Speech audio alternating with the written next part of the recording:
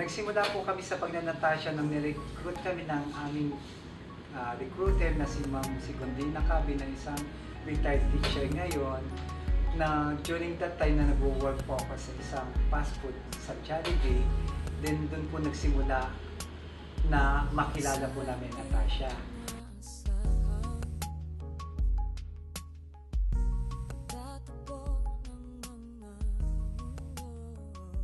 Way back then, kasi hindi ako mahilig talaga yung sa sales. Si Molex talaga yung mahilig sa sales. So, nung nag-start kami sa Natasha, ako yung i-register niya.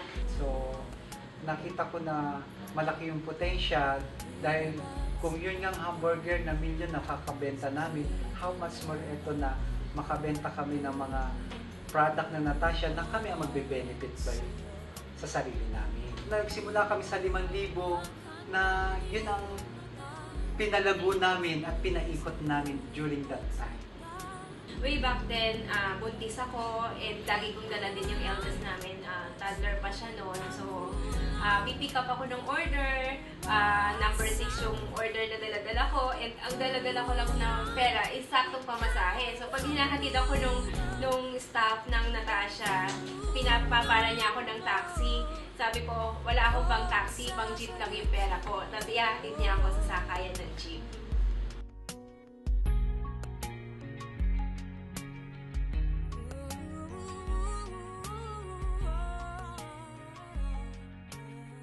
Kasi ito yung negosyo na ikaw yung sa finance, ikaw yung marketing, ikaw yung logistic. So, na-start namin lahat yun. So nagamay namin yung trabaho na yun na ngayon ay dinidevelop namin. Hindi naman siya naiiba dun sa mga other businesses. Kasi sabi nga, there's no such smooth sailing in any business. So, yung credit and collection, nandyan pa rin. Nung time na yon, ang unang-unang naiisip namin na customers are yung mga kamag-anak. Kasi syempre, sila yung una naming malalapitan. Tapos yung mga kaibigan, mga kapitbahay. Tapos eventually, hindi rin namin napansin, lumalaki na pala yung network namin. Naging maganda yung flow, lumalaki din yung kita namin. At least na-prove namin sa sarili namin na yung during that time din kasi minamaliit nila yung direct selling. Kasi parang tipong tingin sa amin, maliit ang tingin ng mga nagdi-direct selling. But at this time, it's a great opportunity na maraming pumapasok sa direct selling.